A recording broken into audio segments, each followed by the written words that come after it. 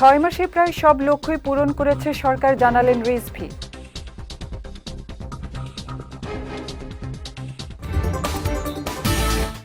ঢাকাকে বাসযোগ্য করতে নগরবাসীদের সচেতন হওয়ার আহ্বান সড়ক পরিবহন প্রতিমন্ত্রীর।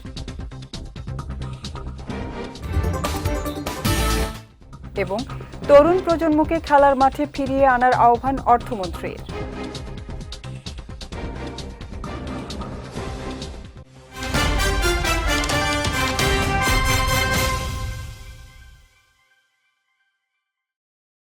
আসসালামু আলাইকুম। পুষ্টিচা নিবেদিত বিজয় রাতের সংবাদে আমন্ত্রণ জানাচ্ছি আমি উম্মে কুলসুম। শুনছিলেন শিরোনাম, এবারে বিস্তারিত।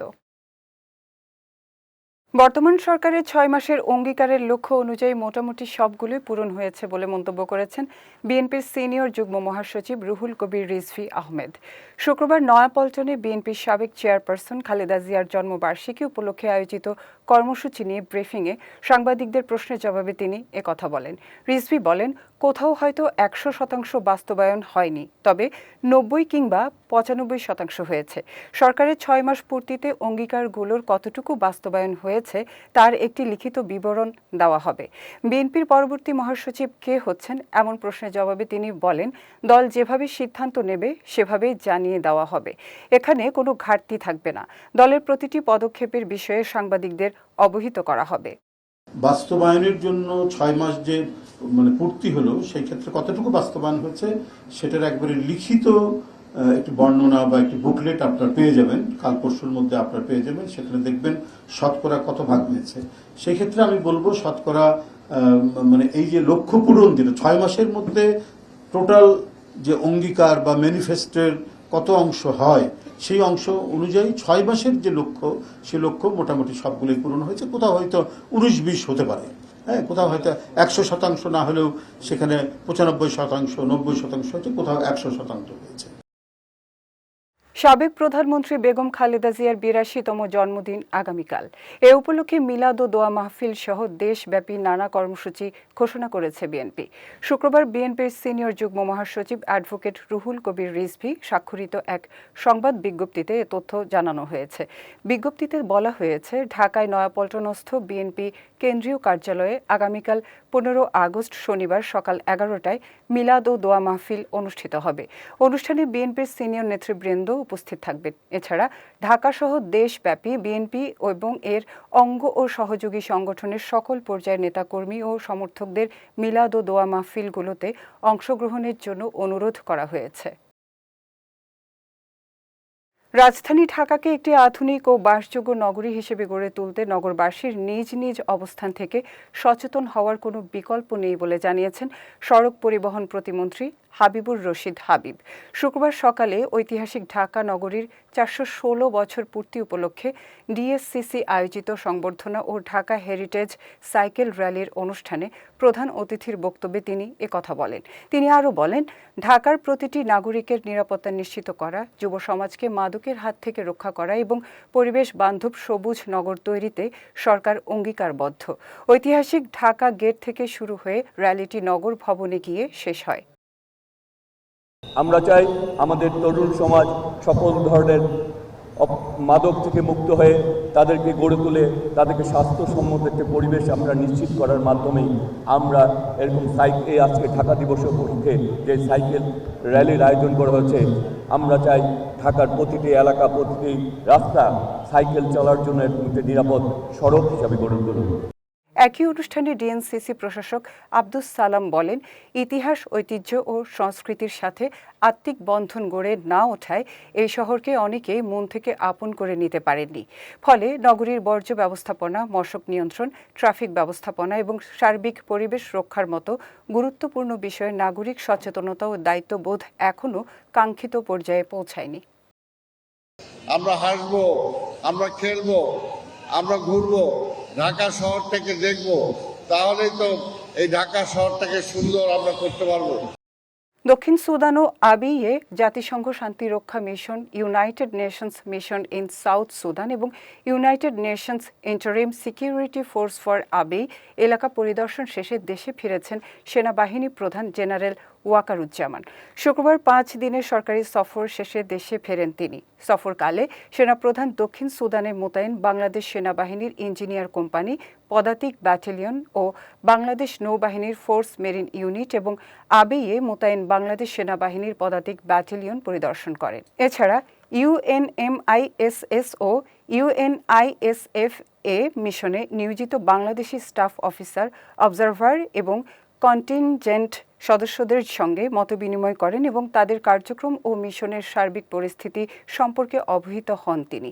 এ সময় বাংলাদেশি শান্তিরক্ষীদের সর্বোচ্চ সতর্কতা বজায় রেখে পেশাদারিত্ব, শৃঙ্খলা ও নিষ্ঠার সঙ্গে দায়িত্ব পালনের নির্দেশনা দেন সেনাপ্রধান।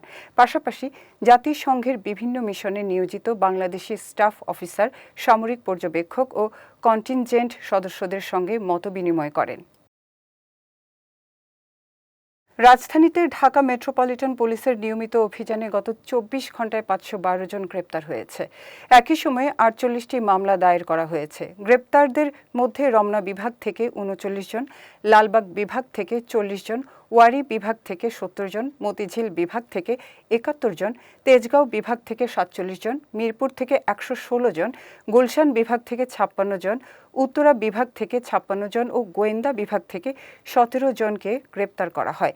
অভিযানকালে 1 কেজি 204 গ্রাম গাঁজা, 16,333 পিস ইয়াবা, 50 বোতল এসকাপ সিরাপ, 4 গ্রাম হেরোইন, 5টি মোটরসাইকেল ও 15,400 টাকা উদ্ধার করা হয়।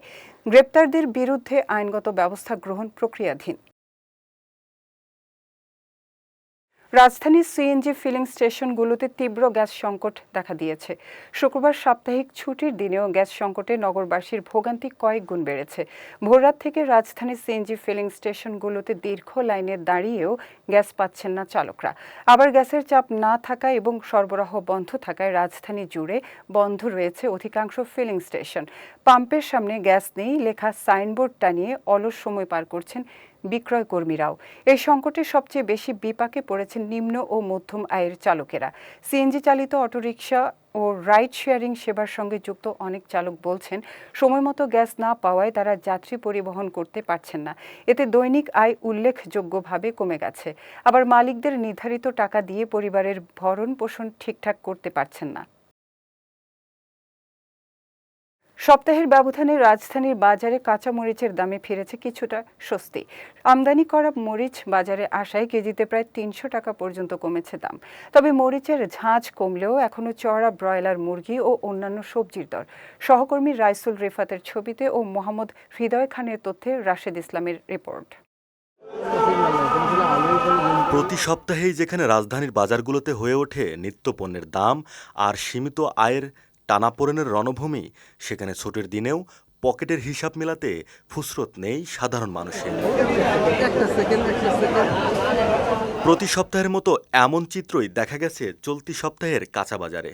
রাজধানীর বাজারে আমিষ কিংবা নিরামিষ সবখানেই যেন অর্থনীতির পারদ পৌঁছেছে চরমে। মাংসের বাজারের উত্তাপ সইতে না পেরে সবজির বাজারে গিয়েও এতটুকু স্বস্তি পাচ্ছেন না সাধারণ ক্রেতারা। চলতি সপ্তাহেও সবজি ভেদে দাম বেড়েছে 10 থেকে 30 টাকা পর্যন্ত। বাজারের দর তো কোনো কিছুর মানে মধ্যবিত্তর আওতার ভিতরে নাই, সব কিছুই আপনার দাম বাড়তে, মানে আমরা যে কোনো কিছু কিনে খাবো সে অবস্থায় আর নাই। এই যে একটা পাতাকপি কিনছি, এই যে ওর জন্য হাফ কেজি হবে 120 টাকা দাম। আপনার ধরুন মান্থলি যে স্যালারিটা মানুষ পায়, ওইটা তো আসলে দাম যখন বাড়ে তখন তো স্যালারি তো আর বাড়ে না, স্যালারি তো ফিক্স থাকে। ইয়ারলি যে স্যালারিটা ইনক্রিমেন্ট মানে ইনক্রিজ হয়, ওর সাথে সামঞ্জস্য করতে বাজার আসলে বাড়ে না আর কি। সপ্তাহ ঘুরে পণ্যের দাম বাড়াটা নিয়মিত ঘটনা হলেও প্রতিবারই বিক্রেতাদের ঝুলিতে থাকে নতুন নতুন যুক্তি। এবার টানা বর্ষণ আর বন্যার পরিস্থিতিকে দুষছেন তারা। বলছেন, মোকামগুলো থেকে বাজারে পণ্য আসতে না পারায় সরবরাহে দেখা দিয়েছে তীব্র ঘাটতি। দাম বাড়তে হলো মনে বর্ষাকাল, জায়গায় জায়গায় যে অনেক জায়গায় পানি, তারপরে যেসব জায়গায় আগে গাছ হয়তো ওই জায়গায় পানি উঠেছে, এই জন্য দাম বাড়ার কারণ। বাজারের উত্তাপ যতই থাকুক, শূন্য হাতে বাড়ি ফেরার উপায় নেই আম জনতার। তাই বাধ্য হয়েই স্বাদ আর সাধ্যের দ্বন্দ্বে কেনাকাটার তালিকা ছোট করছেন তারা। পণ্যের পরিমাণ কমিয়ে কোনো মতে ব্যাগ গুছিয়ে ক্লান্ত শরীরে ফিরতে হচ্ছে ঘরে। রাশেদ ইসলাম, বিজয় টিভি, ঢাকা। দেশে গত 24 ঘন্টায় হাম উপসর্গে আরও 4 শিশুর মৃত্যু হয়েছে। এ নিয়ে গত 15 মার্চ থেকে 14 আগস্ট পর্যন্ত হাম উপসর্গে মৃত্যুর সংখ্যা দাঁড়িয়েছে 795 জনে। আজ নিয়মিত স্বাস্থ্য সংবাদ বিজ্ঞপ্তিতে এ তথ্য জানিয়েছে স্বাস্থ্য অধিদপ্তর। বিজ্ঞপ্তিতে জানানো হয় 13 আগস্ট সকাল 8টা থেকে 14 আগস্ট সকাল 8টা পর্যন্ত 24 ঘন্টায় হাম উপসর্গে 4 শিশুর মৃত্যু হয়েছে এবং এ সময় নিশ্চিতভাবে হাম রোগে কোনো মৃত্যুর তথ্য পাওয়া যায়নি। একই সময় নতুন করে 972 জন সন্দেহজনক হাম রোগী শনাক্ত হয়, যার মধ্যে 187 জন নিশ্চিতভাবে হাম রোগী শনাক্ত হয়েছে। এতে গত 15 মার্চ থেকে 14 আগস্ট পর্যন্ত দেশে মোট সন্দেহজনক হাম রোগীর সংখ্যা দাঁড়িয়েছে 1,41,048 জনে। এর মধ্যে নিশ্চিতভাবে হাম রোগী শনাক্ত হয়েছেন 17,730 জন। এবার পুষ্টি চিনি গুঁড়া চাল নিবেদিত জেলা সংবাদ।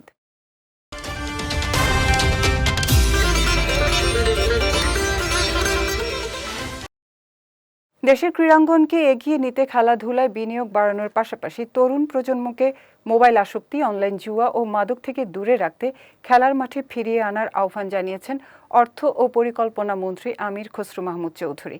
শুক্রবার বিকেলে চট্টগ্রাম এম এ আজিজ স্টেডিয়ামে শহীদ জিয়া ও খালেদা জিয়া স্মৃতি আন্তঃস্কুল গোল্ড কাপ ফুটবল টুর্নামেন্টের উদ্বোধনী অনুষ্ঠানে প্রধান অতিথির বক্তব্যে তিনি এসব কথা বলেন।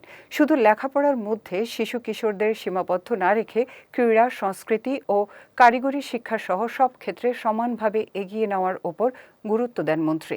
এ সময় শহীদ জিয়া ও খালেদা জিয়া স্মৃতি school gold cup football tournament কমিটির আহ্বায়ক নিয়াজ মোহাম্মদ খানের সভাপতিত্বে অনুষ্ঠানের উদ্বোধক হিসেবে চট্টগ্রাম মহানগর বিএনপির আহ্বায়ক ও সংসদ সদস্য আলহাজ এরশাদ উল্লাহ উপস্থিত ছিলেন।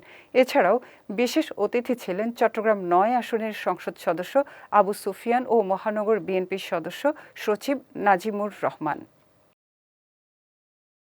ক্রীড়ার অর্থনীতি একটা অর্থনীতি, এটা অনেকদিন বাংলাদেশে কেউ অনুধাবন করে নেই।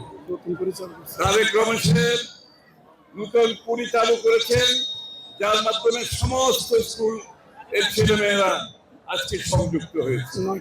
ওদের মধ্যে যাদের সৃজনশীলতা আছে, যারা ভালো করবে, তাদেরকে উঠে আসার একটা সুযোগ সৃষ্টি করেছে। চলো যাই যুদ্ধে মাদকের বিরুদ্ধে এই স্লোগানকে সামনে রেখে চাঁদপুরের মতলব উত্তর উপজেলায় মাদকদ্রব্য সেবন ও অবৈধ বিক্রির প্রতিবাদে মানববন্ধন ও র্যালি অনুষ্ঠিত হয়েছে। শুক্রবার প্রগতি সমাজ উন্নয়ন সংস্থার উদ্যোগে মোহনপুর ইউনিয়ন পরিষদের সামনে এ মানববন্ধন অনুষ্ঠিত হয়। পরে মাদক বিরোধী সচেতনতা সৃষ্টির লক্ষ্যে র্যালি বের করা হয়। এ সময় সাংবাদিক দৌলত হোসেন আবির, উপজেলা বিএনপির প্রচার ও প্রকাশনা সম্পাদক শামীম মিয়াজি, উপজেলা তাঁতি দলের সাধারণ সম্পাদক কামরুল ইসলাম হানিফ, সাবেক সেনা কর্মকর্তা আলী হোসেন সহ আরও অনেকেই উপস্থিত ছিলেন। যাচ্ছি পুষ্টি ড্রিঙ্কিং ওয়াটার নিবেদিত খেলার সংবাদে।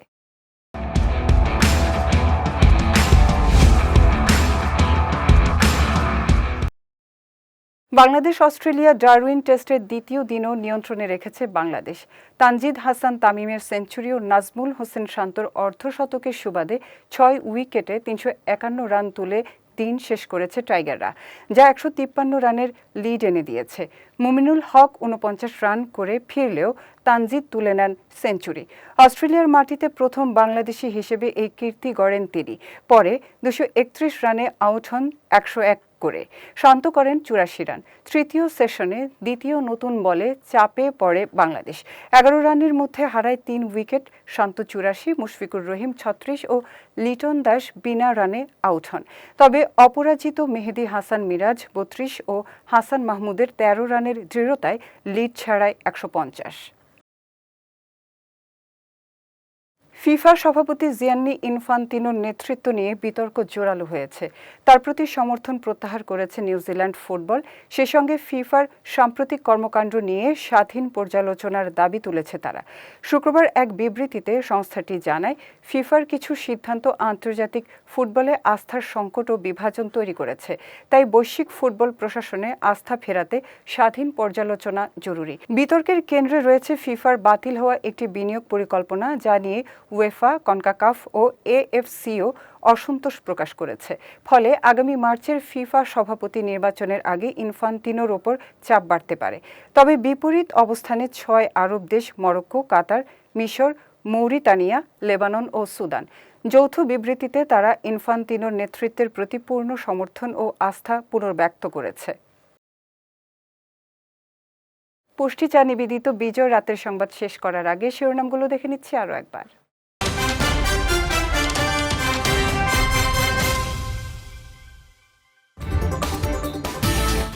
6 মাসে প্রায় সব লক্ষ্যই পূরণ করেছে সরকার, জানালেন রিজভী।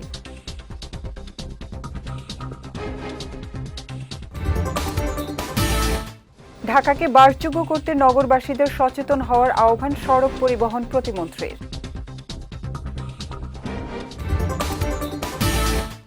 এবং তরুণ প্রজন্মকে খেলার মাঠে ফিরিয়ে আনার আহ্বান অর্থমন্ত্রীর।